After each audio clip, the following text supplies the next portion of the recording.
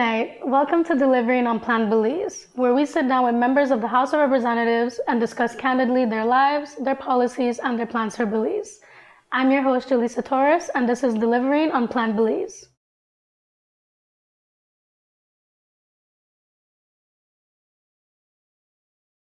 Joining us today is Honorable Kareem Musa, Minister of Home Affairs and New Growth Industries. Welcome to the show. Thank you very much for having me on today, Julissa. It's my pleasure, and I can't wait to see this. To better understand our guests, we'd like to start with some background information.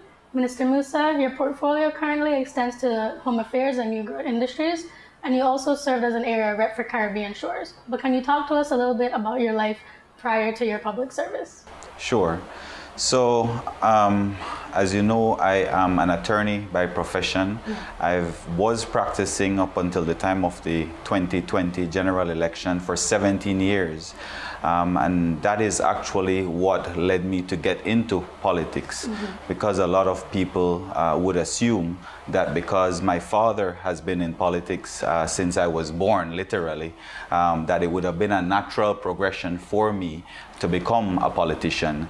But anybody you ask, if you were to see one of my friends from high school and say, would you ever expect or would you ever have anticipated that Kareem would have gotten into politics? And their answer would be a flat out no, because I was very reserved and what you would classify as more of an observant youth. Just taking it all in, making my own conclusions, and you know, it was never something that I would say I want to be a lawyer even, much less being a politician. And so being around my father a lot, every single Sunday our family would get together over lunch, and it would just be politics after politics, hours and hours of politics. And so that for me was what my high school and sixth form experience was like. So it was actually in the course of my legal career, having practiced for 17 years, that I realized that there's so much more that I could do. And it just so happened that at that point where people are saying, okay, you should be getting into politics, that my brother, another person who is not necessarily like somebody in the forefront of politics, Dr. Musa, he was actually the constituency chairman for Caribbean Shores. And he said to me, Kareem, what better place for you to launch your political career than in your home of Caribbean Shores? I grew up at number 7 E Street, which is in the Kings Park area of Caribbean Shores. And so it was kind of like the stars were aligning for me at that point, because like I said, it was never something that I was a natural progression from my career that I would end up in politics. But everything being what it was, I was at the time, and I still am, I still consider myself to be a very vocal advocate. And so it kind of aligned to that point where I said, you know what, there's no better place for me to start my political career than in Caribbean Shores. And so at that time, it was around 2014, 1 year before the general election.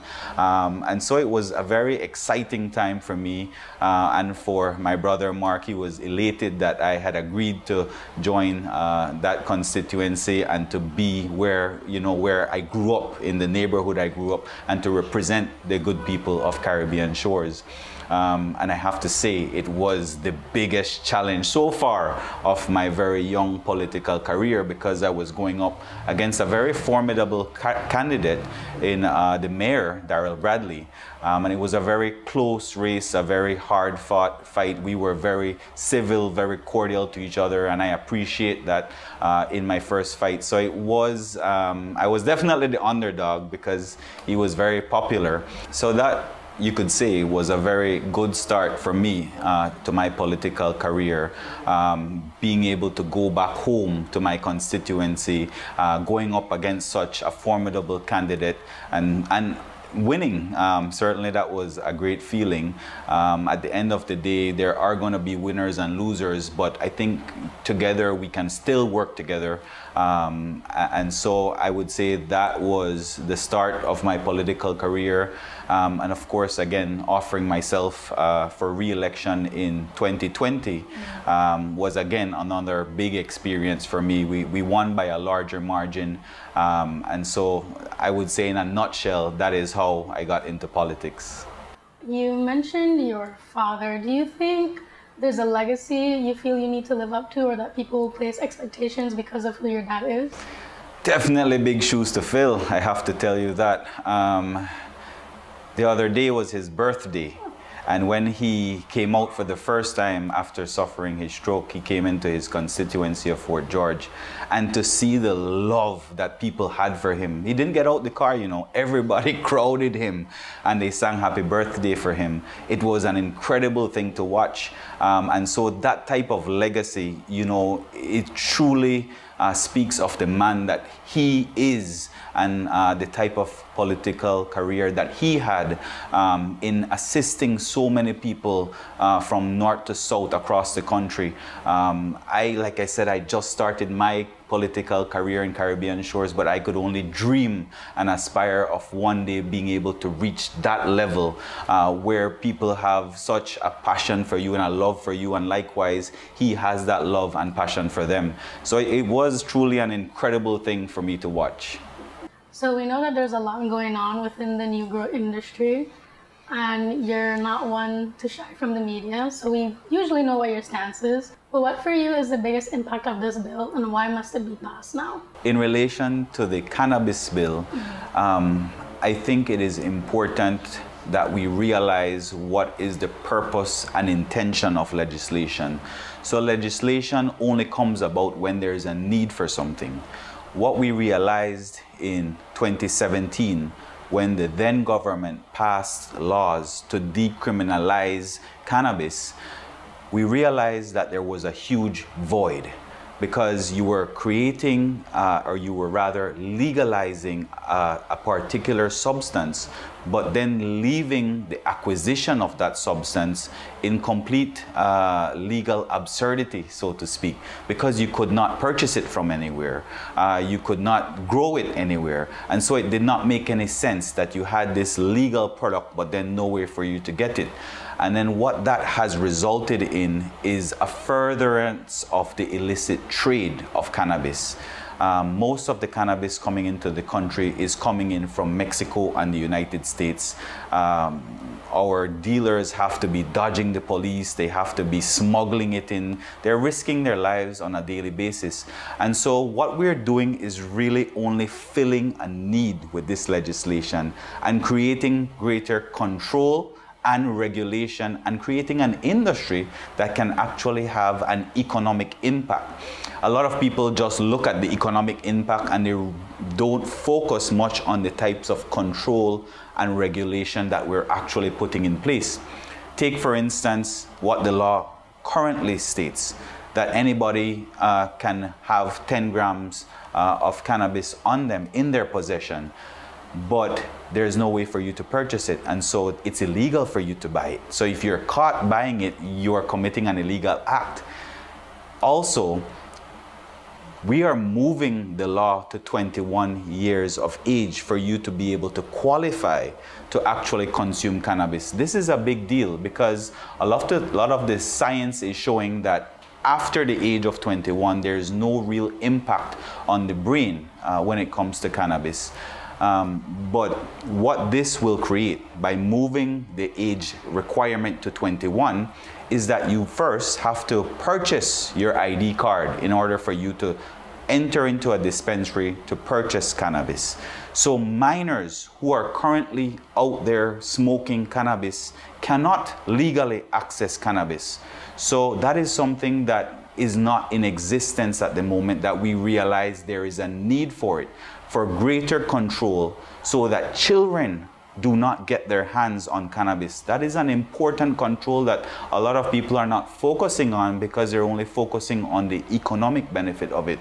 But that is of greater importance, in my opinion, to keep it out of the hands of children. And so with the passage of this new law, you would have to be 21 years or older in order to qualify to enter a dispensary and to legally purchase cannabis. So again, that's a greater control that doesn't currently exist. And what have been some of the challenges that your ministry has faced when it came to passing this bill? I wouldn't say there was much challenge, at least not over the course of the last year. In recent weeks, there has been greater challenge, but I think it was more of a very fruitful democratic exercise to undergo.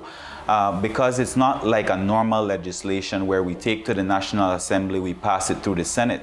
This bill is quite unique in that it involved a consultation process with so many different stakeholders.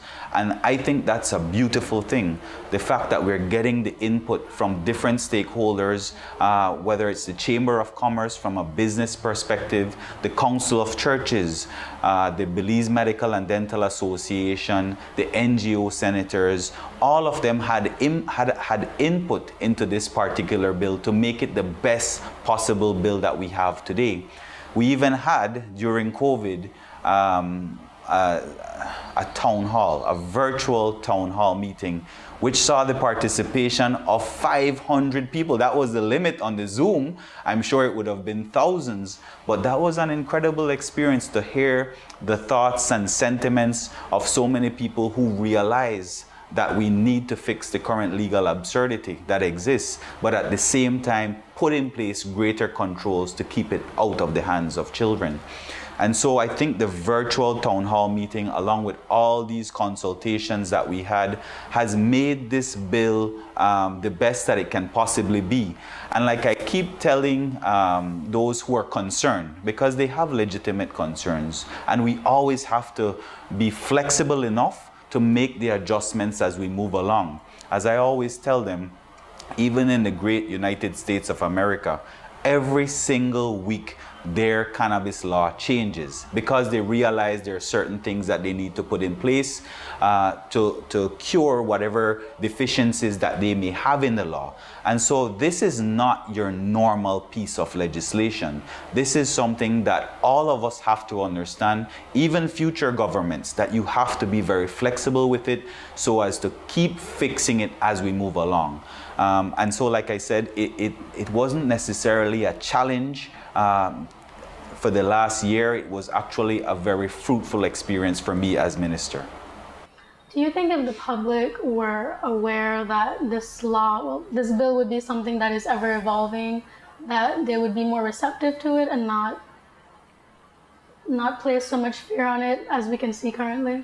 That's a very good question, and I think it goes back to how we've treated legislation in the past as a country and as a government. A lot of people look at legislation as being final, as being OMG, this is the end of it, this is the law, we cannot change it. And that has a lot to do with politicians burning the citizens over the years, that they feel, oh my goodness, this politician has passed this law, it cannot ever change. And like I said, this particular bill has shown the public our willingness to consult. And I think that is the greatest takeaway from this, that we are not shying away from it. When you look at the last administration's performance in relation to cannabis, if you recall in 2017, they passed an amendment to the Misuse of Drugs Act that was heralded as the law that allowed you to possess 10 grams. But what a lot of people did not realize, that they secretly put in that legislation the creation of an Industrial Hemp Act, the Industrial Hemp regulations. And so industrial hemp then became legal. So between 2017 and 2020, they quietly gave out 36 licenses. So people are growing hemp already in the country. And that's the difference between our administration and the past. Because the past realized how controversial it was. The past administration realized how controversial it was. And so they did not inform the public of what they were doing. They just passed it along with the 10 grams legislation, and we were all distracted by that. That's the big difference, because now we're coming out into the open in a very transparent manner and saying, we want consultation on this, we want your input, we want to make this bill the best that it can possibly be. And that doesn't end there. Like I said, this legislation in other jurisdictions is one where you have to be very flexible with and very understanding of the needs and concerns of the residents. And that is our commitment. I've said that time and time again. This is not the end all of this legislation. We have to keep evolving it. What is the plan that your ministry has to address public opinion in regards to cannabis? That's a very good question, Julissa. And let me say this, that as the law has passed, you will now be seeing greater public education campaigns, because that's a very essential component of this whole thing. A lot of people don't realize that the money that will be generated from cannabis, we have already allocated in the law 20% of all proceeds from taxes to go to education campaigns, because we see it as so absolutely vital and critical. To go to free education that we promised in Plan Belize, again, very, very critical. To go to social programs, sporting programs, and to even rehabilitation programs that do not currently exist. And so we are actually saying that these are the things that are important to us as a government. We are creating this new industry, and we're going to allocate proceeds from this industry to actually go to these very important aspects that we have of Plan Belize. And I think the education process has already started. There is a lot more discourse when it comes to cannabis. It's such a versatile plant that you would realize that you can discuss cannabis for hours and hours and hours on end. The medicinal health benefits that come from cannabis is something that we haven't even touched yet, because of course there is a lot of discussion on other things, on morality and that type of thing. No doubt that's also very important, but we need to highlight all of the benefits as well that one can gain from cannabis. There's so many people who have reached out to me to say they cannot wait because their child actually uses CBD to help them with seizures. They can't wait to be able to legally access cannabis because there are other health issues that they have that cannabis will help with. And so this is what we're looking forward to in the upcoming year and years to come in this particular industry. And how does this bill ultimately deliver on Plan Belize? It definitely delivers on Plan Belize in terms of our economic performance. As you know, our Prime Minister is very dedicated to building back the economy, and we've done such an incredible job in just 1 year in turning this ship around. And so creating new industries, that is where our focus is at, especially for me as Minister of New Growth Industries. You might say to yourself, well, New Growth Industries is now equated with cannabis. That's a false assumption to make, because there are so many other industries that we are going to undertake. We have a Cahoon project that is underway. We want to work with filmmakers to improve the movie industry in Belize. Right now, as we speak, there is a film being made, a Hallmark movie being made in Placencia. We have such an incredible destination for filmmaking. We have our Mayan temples, our lush rainforests, our beautiful beaches, our barrier reef, our blue hole. I can go on and on. And so all of these Netflix type movie companies want to come to Belize. And so we have to make it conducive for them. We have to invite them. And of course, we have to ensure that they are hiring Belizeans, because that is the vision that we have to make Belize the best that it can possibly be, especially, like I said, in creating new industries. We have intelligent Belizeans who want to explore a new frontier, like ostriches. Who would have ever thought Belize would have ostriches, you know? And so we have to adjust. We have to be flexible as a government in saying, this is something new. It can benefit this large amount of people in our population. And maybe it has some side effects, but we have to do what we can to adjust to make sure we limit any side effects. So that is the objective of our administration, creating these new frontiers economically, socially, to improve the lives of the Belizean people. Well, thank you so much for joining us, Minister Musa. It was a pleasure having you. Thank you.